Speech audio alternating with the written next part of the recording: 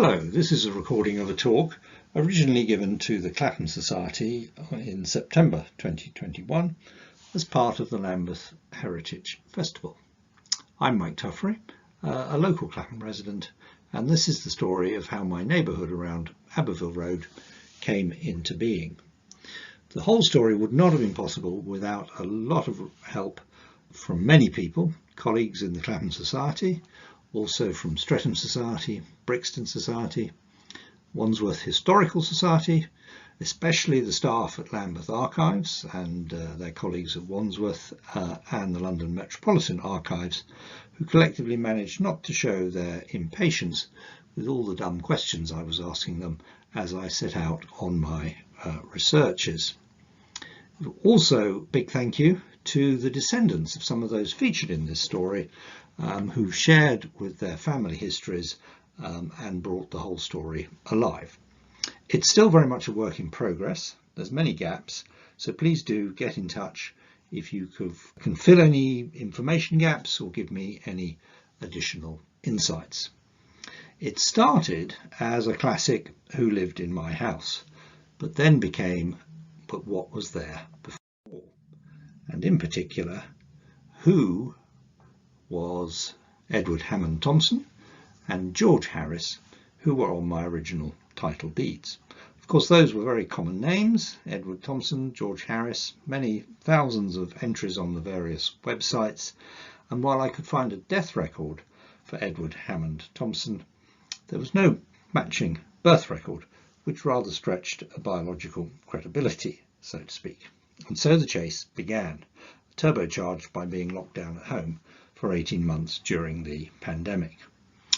So what we're doing today is looking at a corner of Clapham Common and how that changed at the end of the 19th century from a previous 100-year period of bankers and merchants' grand houses to create a new London suburb for the Edwardian era.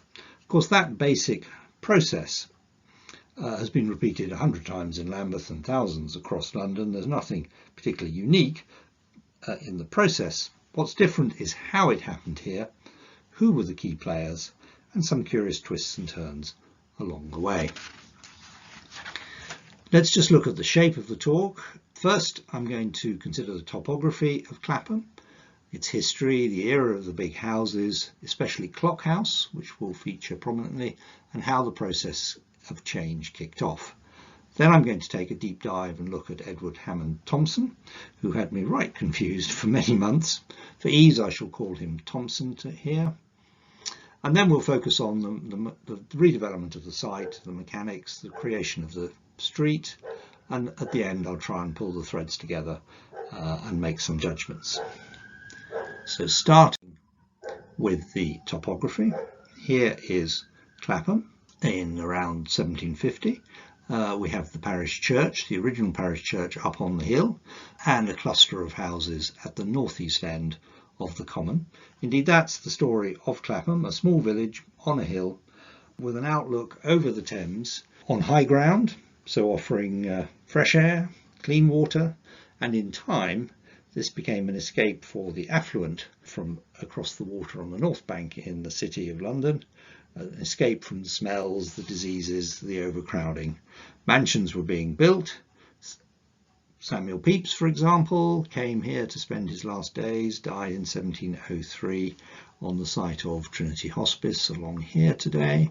And we see still very much farmland all around, but the start of what we would today call a ribbon development along what is now Clapham Common south side, the path of the original Roman road out of London. If we fast forward 40 years, we see now all around the common the mansions have been built and the names of the big families, the rich merchants. Just to orientate yourself, here is Balham, gateway to the south at the top of the page.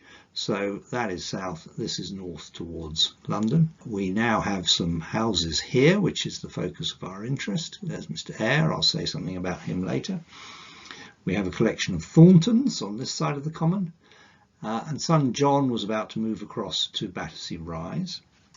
next door, followed by Wilberforce, who he housed. So these are names you'll recognise from the campaign to abolish the slave trade. But next door to them is a Mr. Vassall. He's a large, big plantation owner in Jamaica and a slaveholder. And apologies for my blunt and upsetting language, but during the battle over the slave trade, he apparently sent instructions to, quotes, buy more Negroes now as a precaution. As we know, the British trade was eventually abolished, but not slavery itself for another 30 years. And indeed, at the other side of the common, just about to move in here, next to Mr. Brogden, again, site of Trinity Hospice, was George Hibbert. That's where his family lived, and they claimed probably the highest single payout from the so-called compensation fund in the 1830s, when slavery itself was abolished within the British jurisdictions. Now, I can't do justice to that whole story here, but I think it is important to acknowledge before we get going that where much of this wealth came from for these grand houses, not just from slavers themselves, but from bankers and sugar traders and all the others involved in the economy. Move on another 40 years. Here we're in the 1830s. We see still countrified around Clapham Common itself, but London is starting to encroach from the north. It's just before the era of the railways. Soon from Nine Elms here, the line to Southampton is going to be built.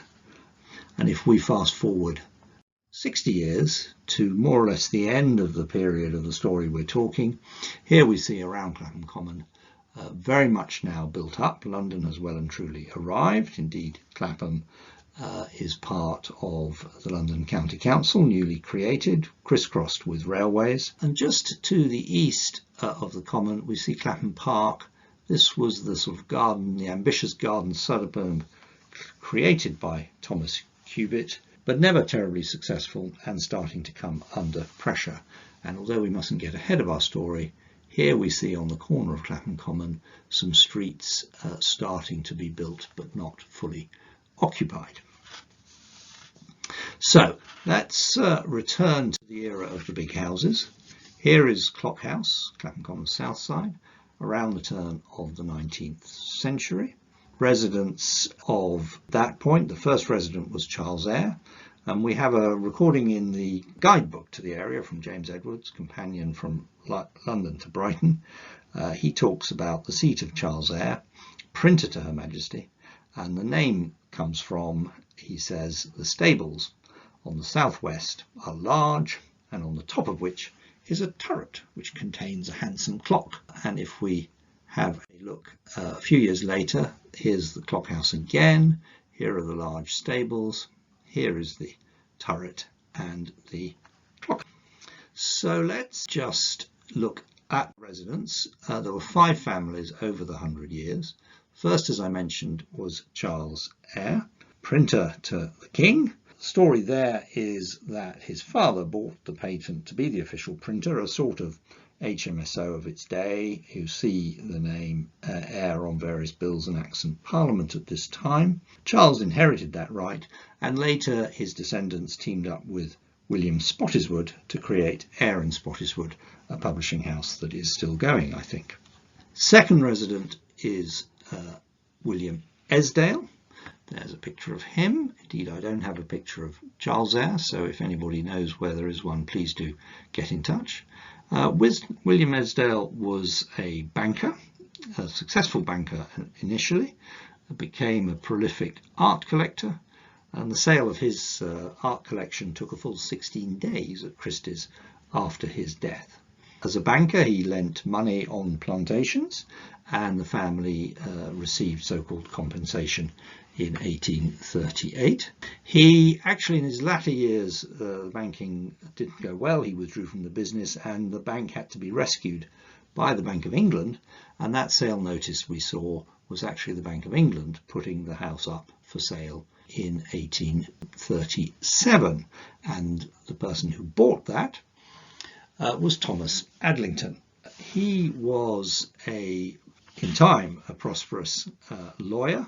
leading lawyer of his generation, co-founded the Law Society, early director of Legal and General, came from modest Quaker family in Lancashire, and in one of the sort of bizarre coincidences that you sometimes find in this research, I found an ancestor of mine on the maternal side recorded in the Quaker meeting books from Lancashire in 1750 with an ancestor of his, and both families were in the Quaker Book of Sufferings. So it's somewhat amusing to find me living on the same land as he lived, sharing that link back to Quaker roots in Lancashire. Again, no picture, before the era of photographs really, so if anybody has any image of him, please do get in touch. He only enjoyed the property for 5 years or so, although his second wife Mary stayed on until she died. They had 2 children, and the eldest son, Henry Smith Adlington, we will meet shortly. Family number 4, John Ferry, Scotsman, sugar refiner. So again, part of that whole economy. Had a factory in the East End. The business later became part of Tate and Lyle. He was a big nonconformist, as was William Esdale. Seems to have been a bit of a tradition in this corner of the common. He was a supporter of the Liberal Party at that time. And the 5th and final family, John Kemp Welsh. He was another nonconformist from Poole on the south coast. Owner of Schweppes, so that's still going. Also the Battersea firm of Orlando Jones, the starch manufacturers, later part of Coleman's. So a businessman, a liberal, a philanthropist, and a big supporter of the growing Congregational church movement. You'll find his name on a number of foundation stones around London. Just to give a sense of what life was like at that period, from the 1871 census, we find John and his wife Maria. They had had 11 children, and 4 of them, as adults, were living in the house with John and Maria, with 3 grandchildren and a small army of servants: a nurse, a cook, a parlourmaid, a housemaid, a kitchen maid, a butler, a needlewoman, another housemaid, the groom for the stables, a gardener, and his wife and their 4 children. So that's 24 people recorded on site on census night, and presumably others who happen to be away, and a small farmyard round the back, and some cows and so forth. So moving on, because it wasn't just Clockhouse on this part of the common. There were actually 3 houses that Edward Hammond Thompson later demolished to lay out the streets. There was Clockhouse. There was an unnamed house in between, for which we have no image. So again, if anybody knows that, it shows up in the plans as the Lees, simply after the name of the final occupant, but otherwise we have no pictures of that. And then Eagle House. That's the 3rd one up. And the great thing about Eagle House is a fragment of it still remains. So this little wing here is still standing at the end of Narbonne Avenue, rescued and restored by Madeline and Sinclair Johnson, written up on the Clapham Society website if you want the whole story of this house. It's not quite clear why this wing did survive. We know that Thompson used it as his estate office when he was doing the reconstruction. We know that because the equivalent of county court judgments show up in the records. He appeared not to have been paying his bills with Bildred merchants, and they were taking him to court to try and recover the sums due. The name Eagle House comes from 2 large eagles that used to adorn the front of the house. This is the rear garden view. Those eagles actually survived into the 20th century, but then alas disappeared.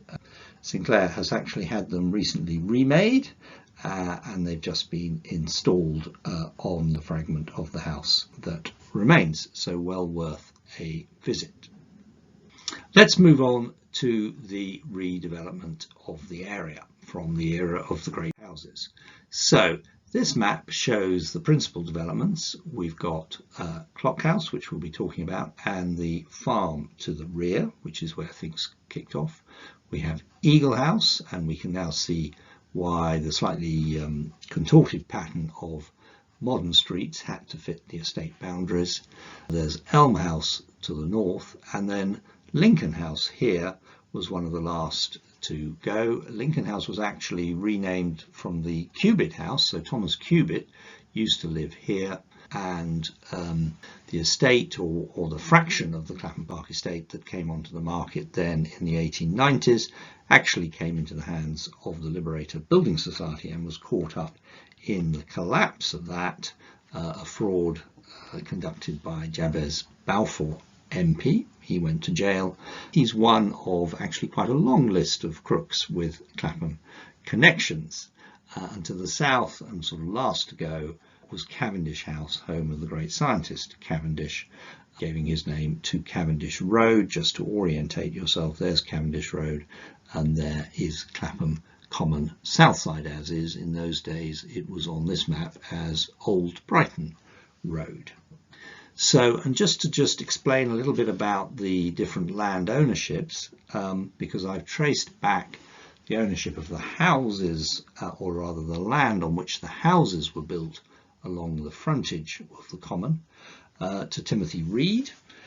He was a leading apothecary in the city. In his will of 1620, he gifted 20 shillings to the poor of St Dunstan in the west, which was presumably his parish in the city of London, and 20 shillings to the parish of Clapham, charged on his lands here.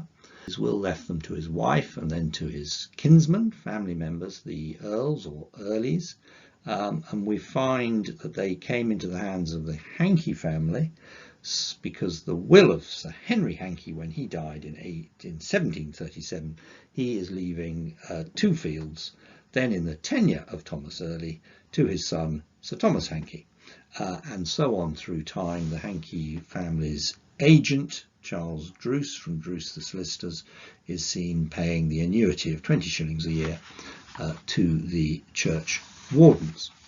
Hankey disposed of the lands, or at least the housing land along the common, in 1885 onwards, as we shall see. The lands behind, however, were more complex, and the significant thing is that the Clockhouse farm site stayed with Thomas Adlington and came to be disposed. Let me explain how that process works. Here is the site of Clockhouse from that 1838 sale. We have lot 1, which is, so here's Clapham Common, which was the leasehold, and then lots 2 and 3 were freehold, and lot 3 included the farmhouse. I might add that my house today is there just slightly to the left of that cow in the fields behind, these fields here anyway. So if I just switch that around so you can get the sense of the orientation, here is what they're calling Clapham New Road, but actually is Cavendish Road today, and the South Circular, and here is Clapham Common south side. If we focus on these rear 2 lots, here's a sale notice from 1872 for this rear end. You notice the names, Henry Smith Adlington, so this is the son of Thomas, selling the freehold when the leases came up in 1872 to I.B. Coates. Who was I.B. Coates? He was Isaac Bug Coates, a Norwich solicitor, a land speculator, and a bit of a crook. He was struck off the rolls of the solicitors in 1896 for defrauding a client, but at this point he bought 16 acres for £9,000 from Thomas Adlington, and from Henry Smith Adlington, Thomas's son. And here was the plan of how it was to be developed. You'll recognise the street pattern, albeit not the name. So this is Abbeville Road. Here we have Cavendish Road. This is Trouville. I think this is Elms Crescent. And here is the site of Bonneville Primary School. So not the houses as laid out there. Indeed, very few of these houses were actually built. A few of the large ones were built just around this end here, and they're still standing. But by and large, the rest were not built, although it did kick off the process of redevelopment. The land later came into the hands of Thomson, our developer, as he was linked probably to Isaac Bugcoats being defrocked, being struck off the list, Thompson then picked up the land, as we shall just see further into our story. So in many ways, Henry Smith Adlington was the person who kicked off this whole process. There he is in all his Victorian splendour with his sideburns, very much a product of his age. Eton, Trinity College, Oxford, from there into the 4th Dragoons, and from there to the Crimea. He fought throughout the war, apparently had 2 horses shot out from, killed from underneath him, but he thankfully survived and made it back to England. And some 15 years later, as I say, when the leases were coming up, he sold off the freehold and started the whole process. Let's now just change gear and look at Edward Hammond Thompson himself. There he is, christened Edward William John Thompson. The Thompson family were linen makers from Newry in Ulster, from where his grandfather William departed in a hurry in 1798. It's not quite clear why he left, but he eventually ended up with his looms in Cranbrook, Kent, by about 1810, but coming via Shawcombe-Donington in Berkshire, where a daughter of his is recorded as having been born, and a few years after that he is recorded as marrying her mother. The circumstances of that are not clear, but 3 sons followed, and later the daughter and 2 sons remained in Kent, the sons as school teachers, but one of the sons, Edward, so that is Thompson, Edward Jr.'s father, he moved to London as a draper's shopman, so still within the same broad business line. He's recorded in Ludgate Circus in 1841. He marries Marion Sharp Hunt from a family of Suffolk millers, and they moved to Tottenham, living on Tottenham High Road. Their house is still standing, as linen drapers, and that's where Edward William John Thompson, as I'm calling him, was christened in July 1844. At the age of 7, we find him at his uncle's school in Kent. But his father, and here is the father, Edward Thompson Sr., he died young after a long illness, aged 49, well respected in the local area, according to newspaper reports, and a number of brothers also part of the family, Walter, Alfred and George. There was also a daughter for whom we don't have a photo. And only a few years later we find Edward Jr. Thompson, as I'm calling him, and brother Walter south of the river running a drapery business in Newington from around the 1860s. And this was just along from where this picture is, a few doors down on this side here. So how come they went south of the river?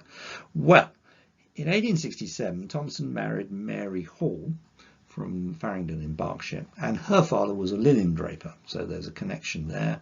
A relation of her mother, called Edwin Mulcock, was running a linen draper's business here in Newington, and my betting is that Thompson took it over. Either that was how he met Mulcock's relation and got married, or after having got married was favoured to take over the property. Either way, he's south of the river running the draper's business. His first son was born, Ernest Edward, born 1868, and we find the 3 of them, Ernest, Edward, father, and Mary, mother, in Somerleyton Road, Brixton, with a servant in 1871. However, and this is where it starts to get complicated, Thompson was soon in another relationship, and a daughter was born to him 3 years later. Her mother was Eliza Beadle, and more children followed. So who was Eliza? Well, rather helpfully, she appeared twice, erroneously, on the 1871 census. Once with her mother in Allscott Road, Bermondsey, and again along with 17 young women drapers' assistants and 13 male apprentices above the shop, Thompson's shop, in Newington Causeway. So we don't need much imagination to work out how that happened and what was going on there. Aside from the family, what was going on at the business? Well, we can find records of them initially seeming to be prosperous, with lots of stock sales there. However, all was not well. By 1874, Thompson and his brother Walter filed for bankruptcy, owing £24,000, which is about £3 million today, so quite a sizable business. They were actually found to have overstated their liabilities, but still, when it was sorted out, the creditors only received 9 shillings in the pound, so less than half.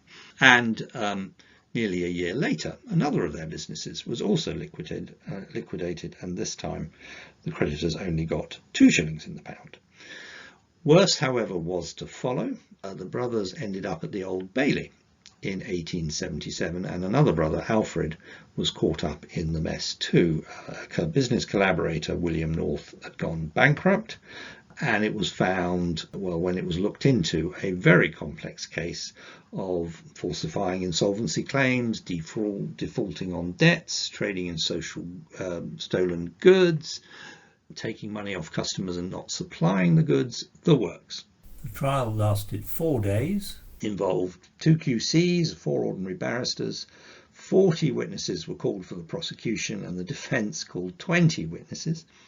The upshot, however, was Thompson and his brother Walter got sentenced to a year in Holloway House of Correction, then not a women's prison. Luckily, the third brother, Alfred, was found not guilty and extricated himself from the mess. The collaborator, William North, only got 3 months, so it's clear who the prosecution, who the judge and jury thought was really to blame. After coming out of prison, Thompson was not exactly a reformed character, because we come across plenty of sharp practices and prosecutions, but he never ended up in prison again, thankfully. He doesn't return to the linen business. Instead, he reinvents himself as a land agent, adopts a slightly new identity with the self-styled, rather grand middle name of Hammond, possibly modelled on a successful maternal uncle. And let's just look at his family situation before we get onto the business side. So from the 1881 census, we find Mary Thompson, brackets wife, on the census. She is the legal wife, working as a draper, staying, however, as a visitor in Kingston, while their son Ernest was at school in Brixton. Eliza Thompson, brackets wife, on the census, is with Thompson himself at 142 Stockwell Road, so he'd moved to Stockwell by this point, with that daughter, and now a newborn baby, Douglas, and another son, Lewis, follows a few years later. So that's the picture in 1881, two wives, so to speak. But to complete the family picture, let's just fast forward 10 years, slightly out of our sequence, but it helps explain what happens next. In 1891, the census, we find Thompson still listed with Eliza Thompson, brackets wife, that's number 2, now in Clapham. Mary, wife number 1, is in Hastings, working as a draper's assistant in a large shop, it seems to be, so clearly having to work for her living. No suggestion of any maintenance payments there.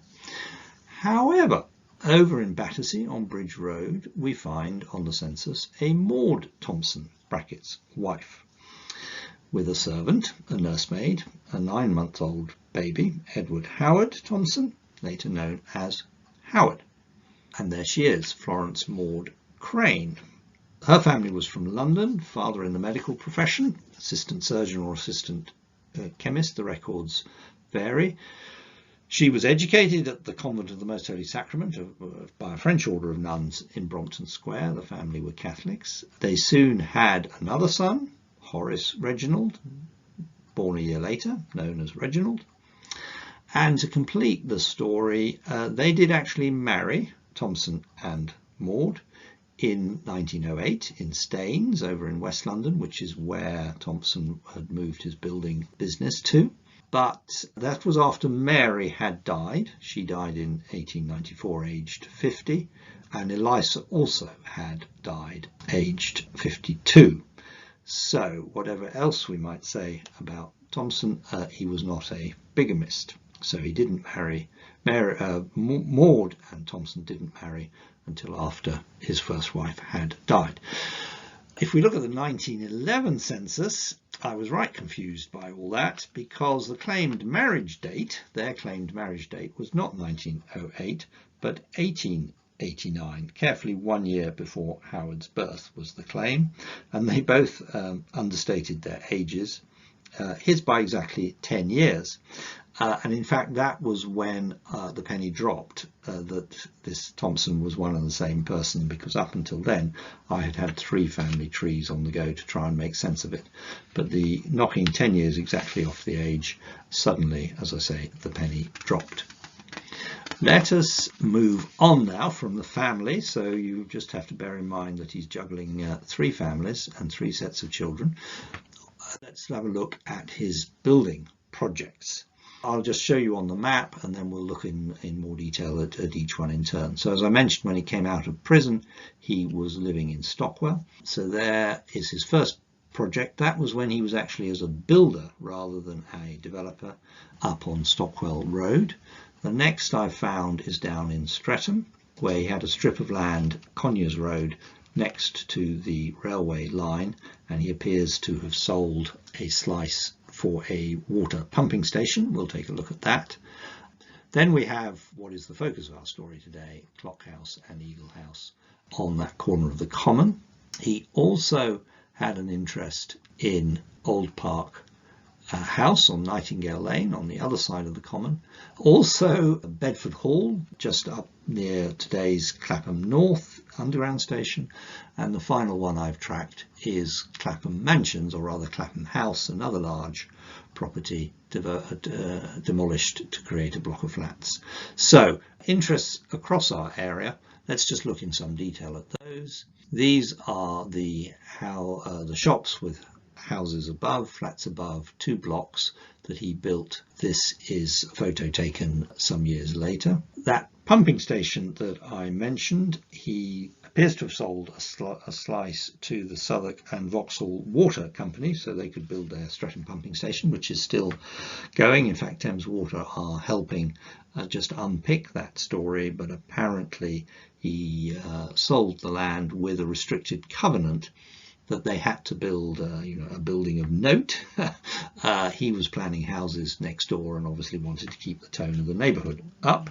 Bedford Hall at the junction of Bedford Road, Landor Road and Clapham Road. So just to orientate ourselves, this is Streatham High Road running north. That is the Bedford Arms. Just on the left, on the right here is now Clapham North Tube Station.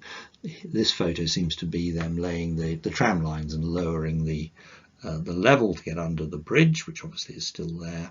It's not quite clear what was going on. Bedford Hall had previously been a tram shed of some sort, or carriage works. He seemed to be trying to extend it, but on the file at the London Metropolitan Archives are a series of increasingly exasperated notes from the officials of the day, recording breaches of health and safety, him starting work without permission, a number of small fines were levied, he was prosecuted and so forth.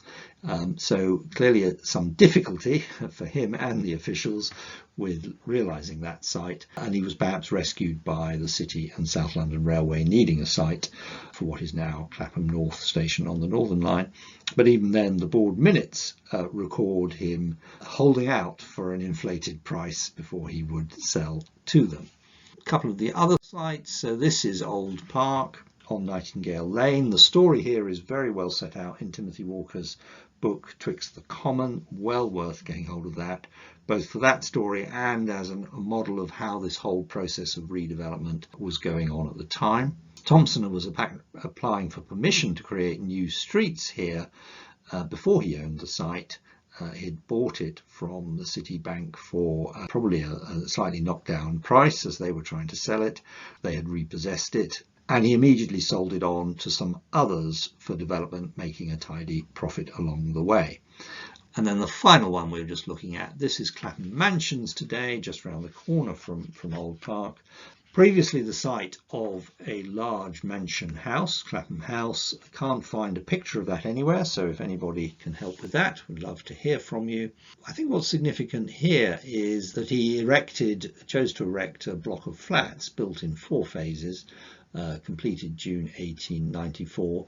I reckon it was one of the first, if not the first, purpose-built blocks of flats in the area, because the well-known High Trees development just opposite here, and indeed Duquesne Court, the large block of flats further away in Balham, those were both interwar periods. This is really quite early for flat building in this part of London.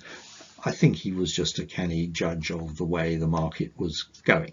So that is the additional projects. Let us move on to the centre of the story, which is Clock House, and how that estate was developed.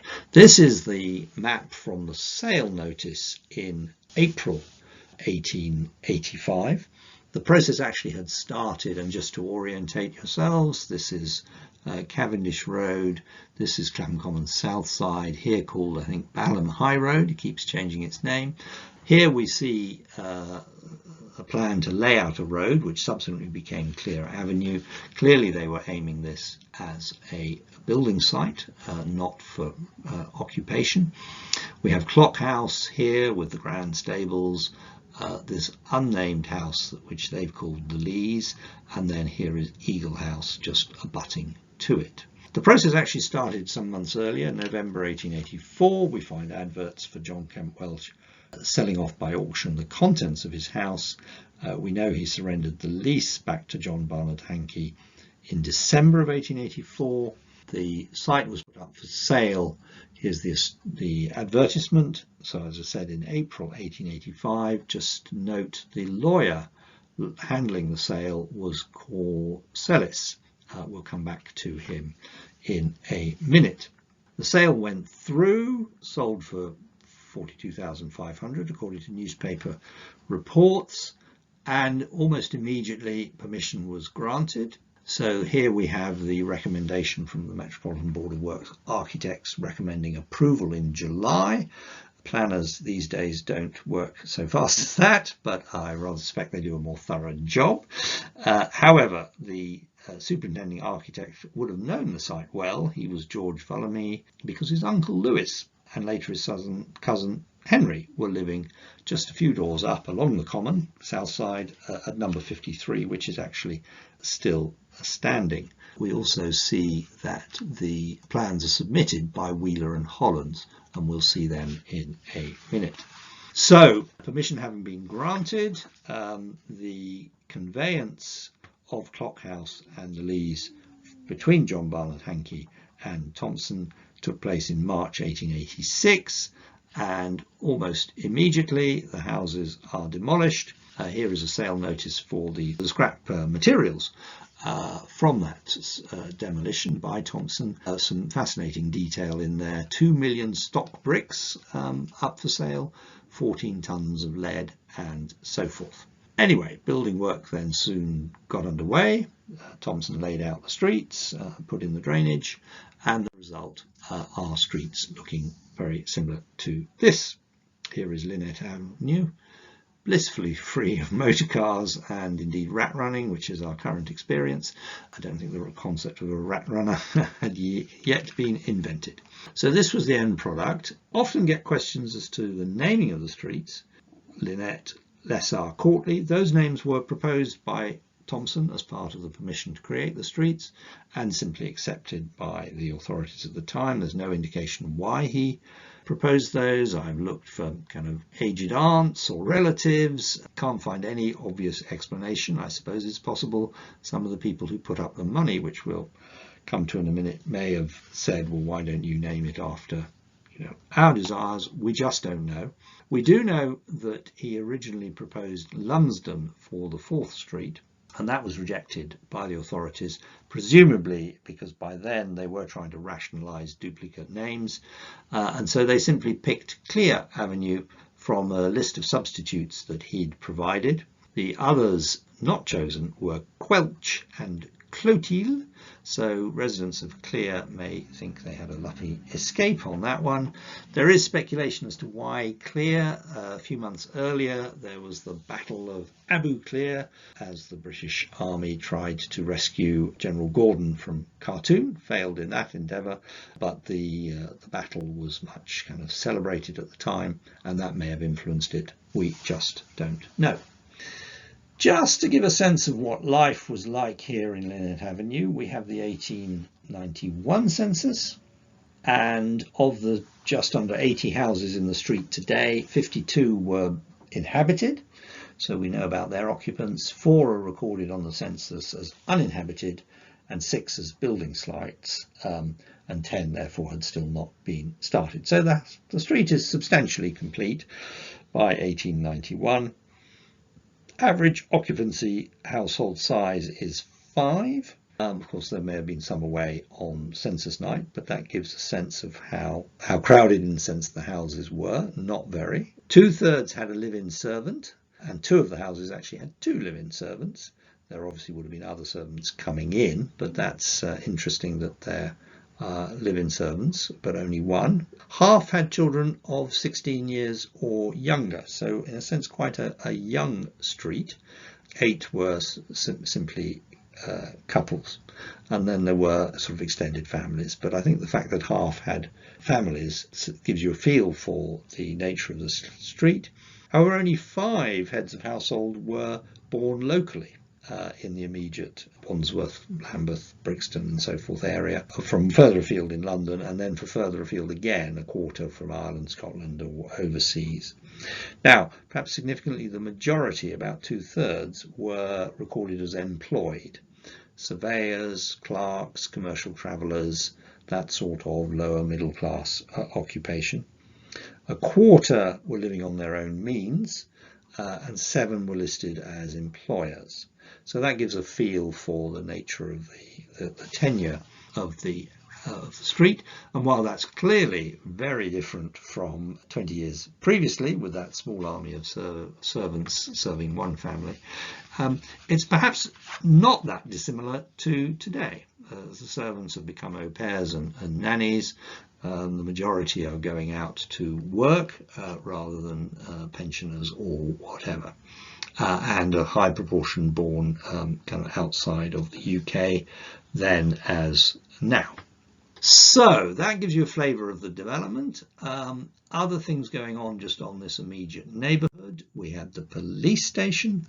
Thompson sold a plot of land in 1888 on the corner of Clear Avenue, still recognisably the same today. It included a restrictive covenant for only municipal use or housing, but no pubs or manufacturing or anything that would upset the neighbourhood, which may be significant or helpful today because the site is up for sale by the police. It's now closed. Also round the corner, so this is the dairy, Welford's Dairy in Aberville Road.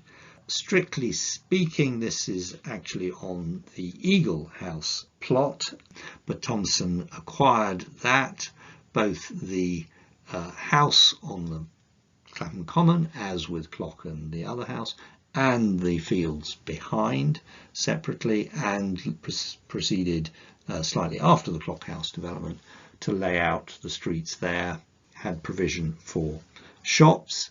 I mentioned Bonneville School earlier. That's just adjacent to here. This was on that land on the farm, the Clock House farm site. He bought that from Isaac Bugg Coates, 1889, and later sold a slice of it to the London School Board for Bonneville School. And presumably, therefore, although I haven't investigated, laid out the houses or sold the plots to builders for the houses as they were then built, rather than the original rather grander plans. And then finally completing our neighbourhood is the Holy Spirit Church. Now, Thompson sold to the Reverend Canon Charles Philip Green, who the land, a slice of the Eagle House site. He was rector of Clapham and bought this site in 1895 with his own money.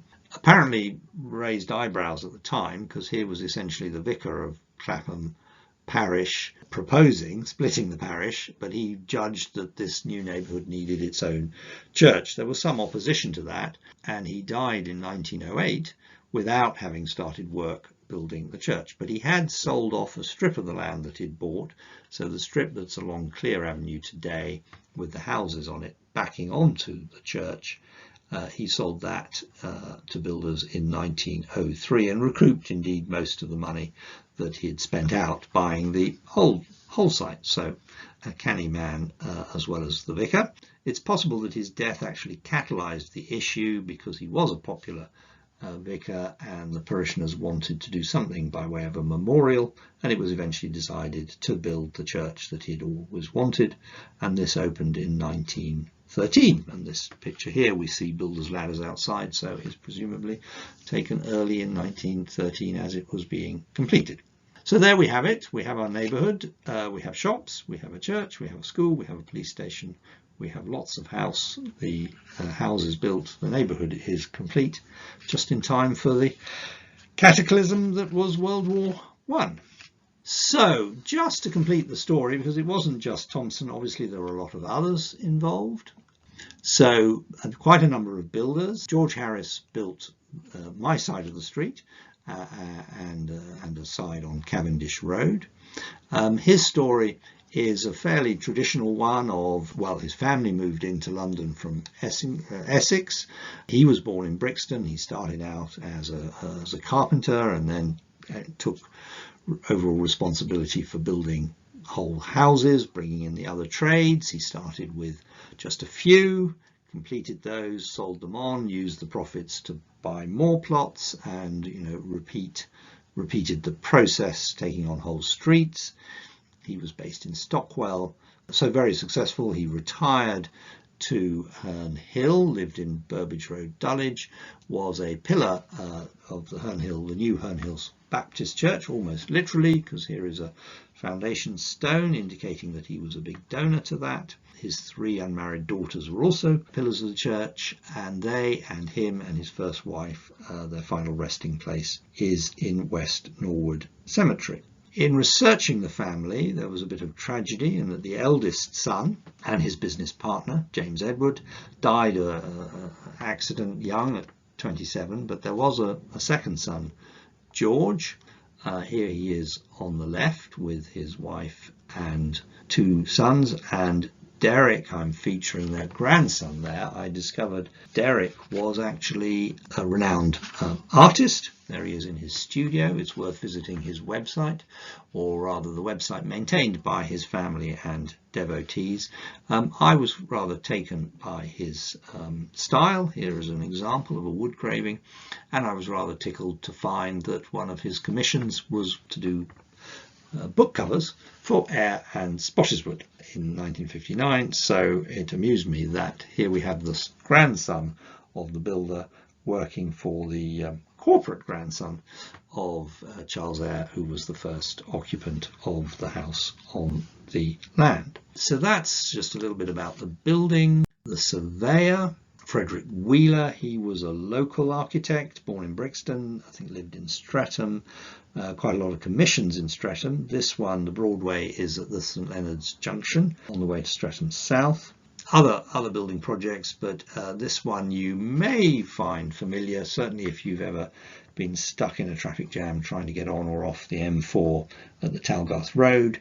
As you look around, a rather grand set of artist studios. They were designed by Frederick Wheeler. Now, what about, so that's the architects, what about the lawyers?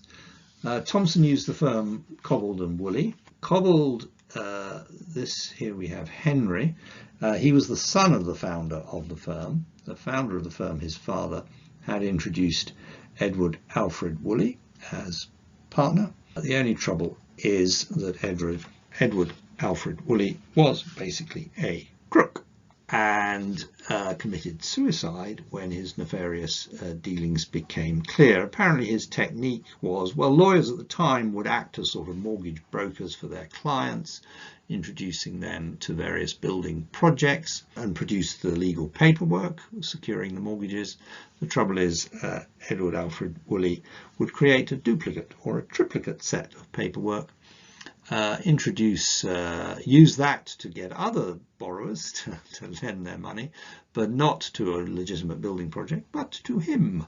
And he would insure the properties, apparently, with a different insurance company to provide some proof. And he managed to keep the process going of paying out the original people by introducing more scams. It all, however, he managed to keep it going for several years, juggling all this going, but he fell ill with the flu for 2 weeks.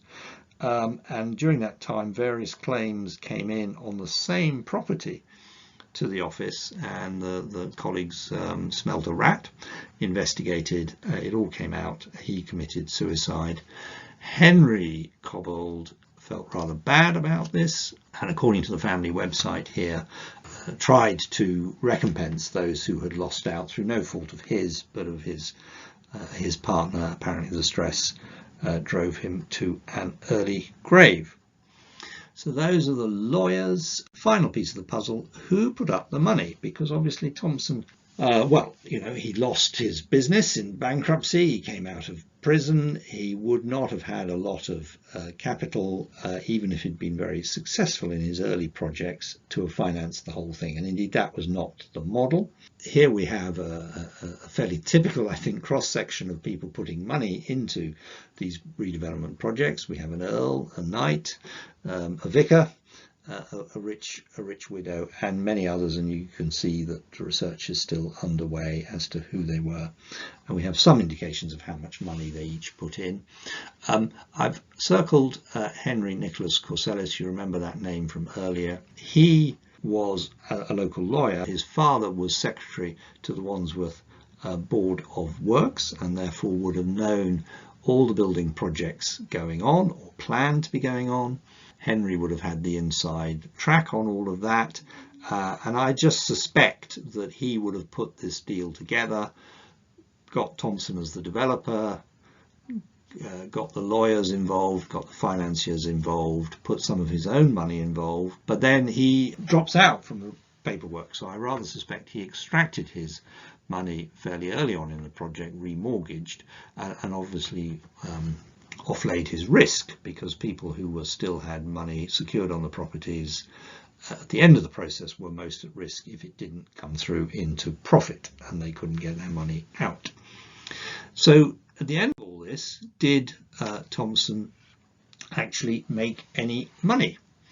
Well, I've attempted a sort of reckoning. We know that he paid out for the freehold. He would have had other expenses, plans, as we've seen, professionals. He would have to have demolished the houses, cleared the streets, installed the drainage. He may have got a bit of money or quite a lot of money from the sale of the scrap materials. When any of the builders went bankrupt, he had to take that over, because he couldn't have a sort of failed plot sitting in the middle of his development. So he would have had to have spent to build the houses himself, but then sold them. We've found some evidence of money coming in. This second batch may have been remortgaging the first lot.